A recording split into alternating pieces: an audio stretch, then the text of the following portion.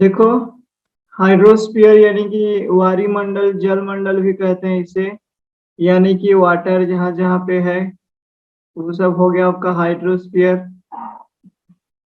तो क्या बोला है यहाँ पे देखो, the earth is called the blue planet.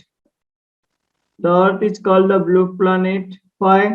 More than 71% of the earth is covered with water and Yes, sir. 29% is with land. 71 and 29, this is a huge difference। अब इससे पता चल जा रहा है कि हमारा जो धरती है इसमें पानी बहुत है। 100 में से 71 हिस्सा पानी है तो 29 हिस्सा जमीन है। Hydrosphere consist of water in all it's forms. इसके अलग अलग रूप है, सभी रूप में ये पाया जाता है। As running water in oceans and rivers and in lakes, जैसे कि बहते हुए पानी, समुद्र, ये महासागर हो गया, नदी हो गया या झील हो गया, इनमें इनमें से पानी। आइस इन ग्लेशियर, नेक्स्ट उसका फॉर्म है बर्फ के हिसाब से। ये जो हमारा नॉर्थ पोल साउथ पोल में जो ग्लेशियर पाए जाते हैं, पोल में नहीं, माउंटेन पीक में भी पाए जाते हैं ये glaciers, ice in glaciers. Next है अंडरग्राउंड वाटर, जिसे हम लोग कुआं खोद के या फिर बोरवेल, बोरिंग, ये सब में हम लोग पानी निकालते हैं अंडरग्राउंड वाटर को। And the water vapour in atmosphere all comprise the hydrosphere. तो ये उसके अलग अलग रूप हैं, किस किस फॉर्म में पाया जाता है, ये सबको मिला के हमारा हाइड्रोस्फीयर बनता है। ठीक है, समझ में आया? Yes, sir. More than 97% of Earth's water is found in the oceans। देखो, हमारा जो है out of 100 71% is your water. इस 71% का 97% ओशन में रहता है, इस 71 का। Yes, sir.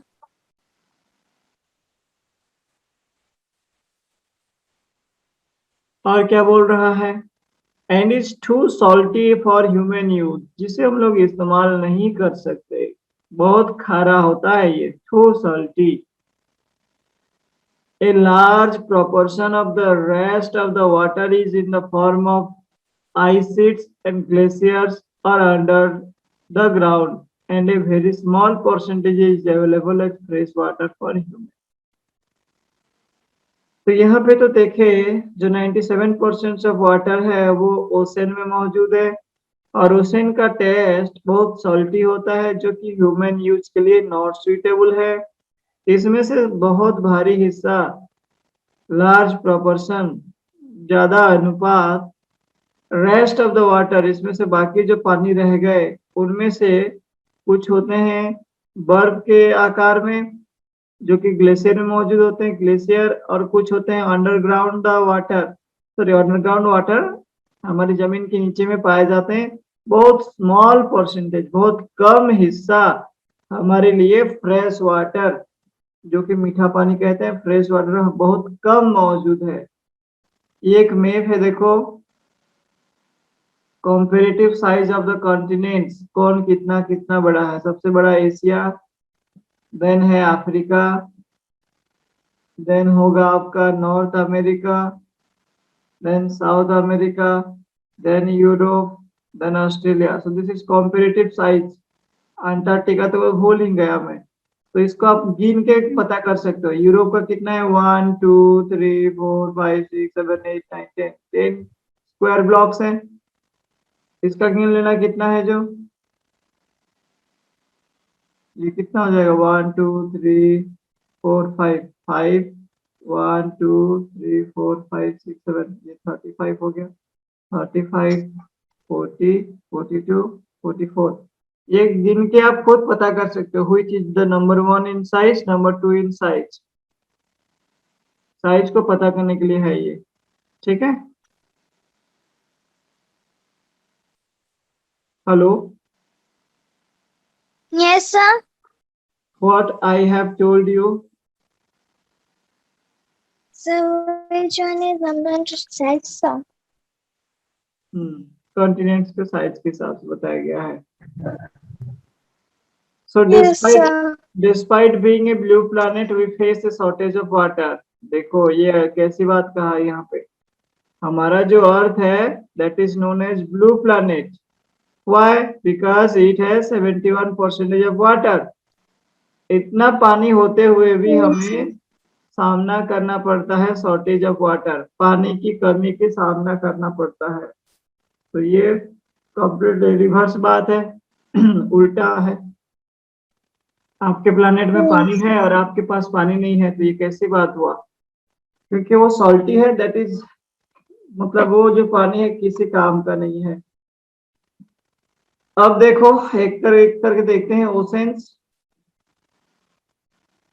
कितने ओशंस है, सबका नाम तो बताए थे। yes, sir.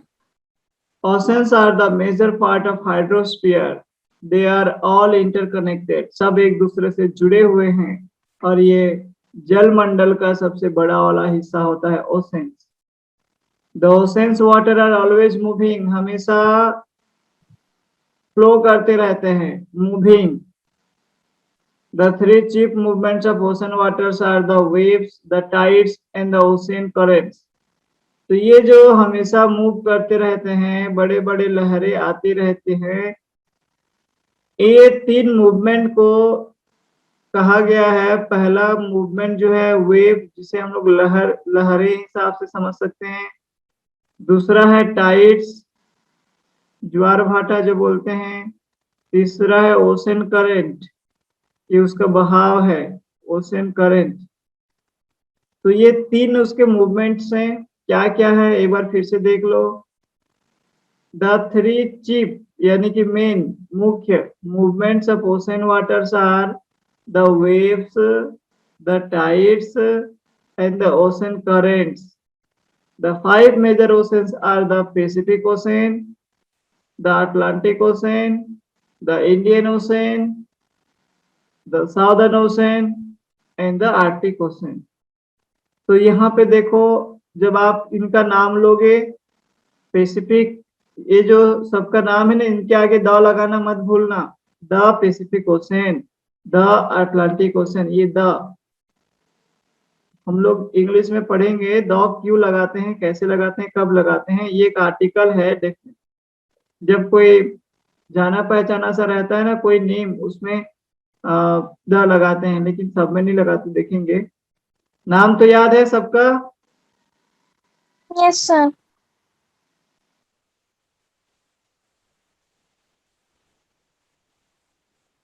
फिगर 5.1 देख सकते हो उनके साइज ऑर्डर को जानने के लिए।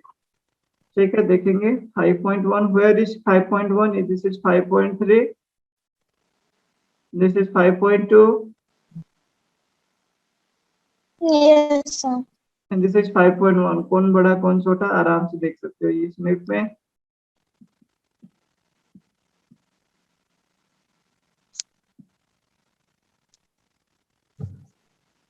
Which is the largest ocean? Sir, Pacific. Yes, the Pacific Ocean is the largest ocean. It is spread over 1/3 of the earth. Just remember it. This is the earth, and if we divide equally in three parts, then it is spread, the ocean is spread about 1/3 of the total earth. Only Pacific Ocean. ठीक है। Mariana Trench, the deepest part of the earth. You have already heard about this name, Mariana Trench. So what is Mariana Trench? This is the deepest sea. सबसे गहरा समुंदर का खाई है ये Mariana trench, और जो कि इसका एक हिस्सा है, lies in the Pacific ocean, जो कि पैसिफिक ओशन में पाया जाता है, सबसे बड़ा खाई। अच्छा, हम लोग देखे थे ना माउंट एवरेस्ट का हाइट कितना था? Yes, sir. बोलो कितना है? Sir, आप बोल रहे थे। Sir,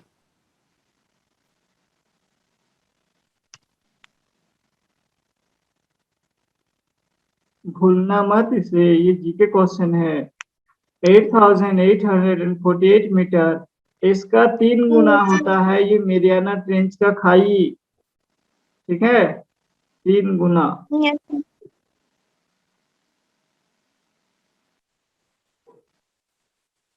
Yes, sir. The Pacific Ocean is almost circular in shape. Asia, Australia, North and South America surround it.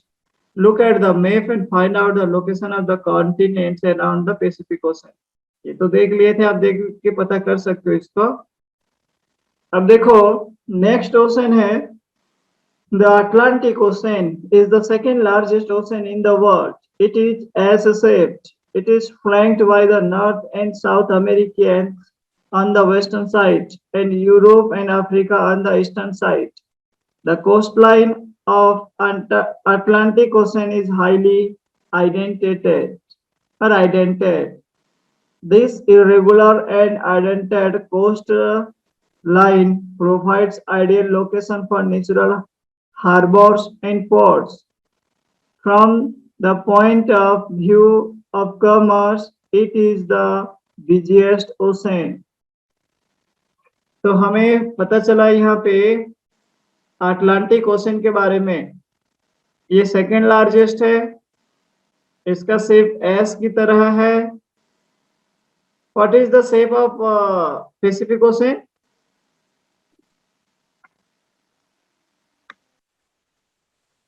Hello, Yes, sir. what is the shape of Pacific Ocean? Just we have read out. So the shape of the Pacific Ocean is Yes. the intent coastline shape. No.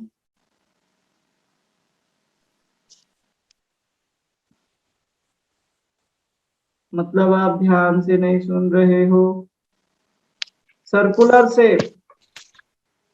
Yes, sir.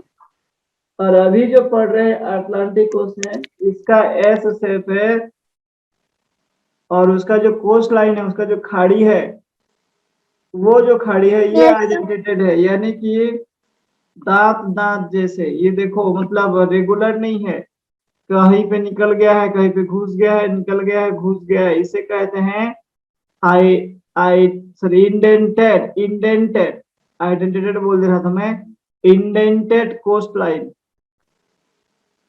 ठीक, shape समझ में आया Yes, दोनों sir. का? ध्यान से सुना करो थोड़े से।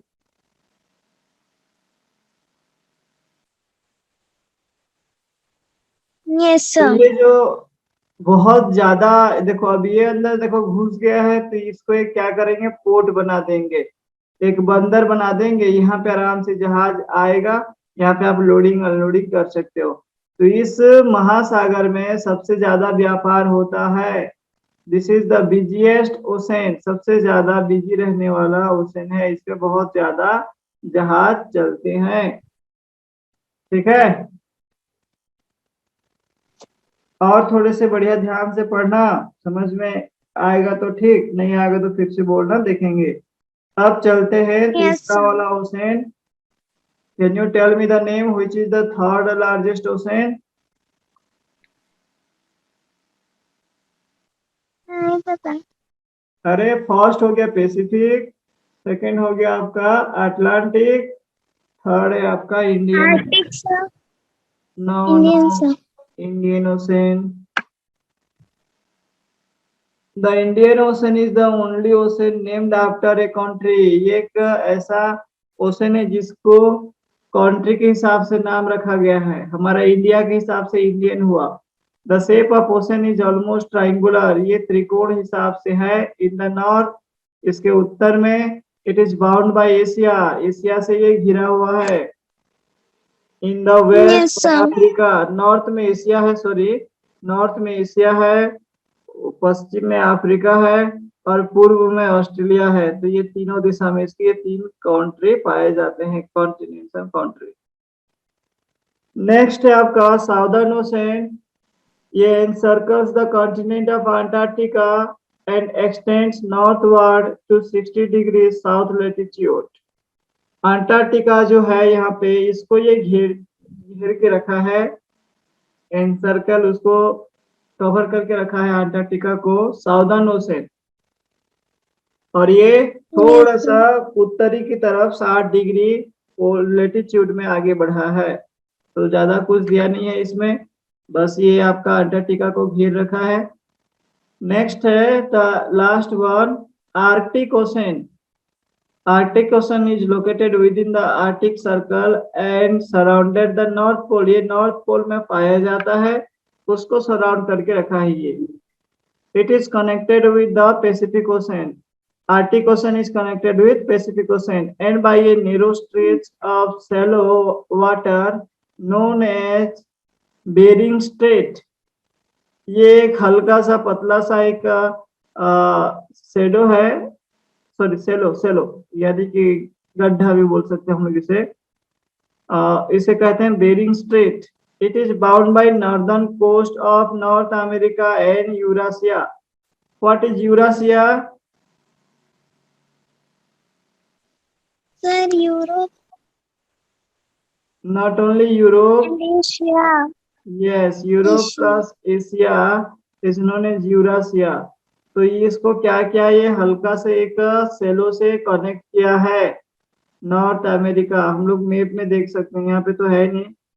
ये यूरासिया हो गया, है कि नहीं? यूरोप एंड एशिया, ये नॉर्थ अमेरिका। इसमें से एक हल्का सा एक Yes. नेरो सेलो है जो दोनों कनेक्टेड है। ये हो गया आर्कटिक ओशन। तो एक बार फिर से पढ़ना है इनके बारे में। Yes. नेक्स्ट है एटमॉस्फेयर, वायुमंडल। अब ये वायुमंडल क्या है देखते हैं।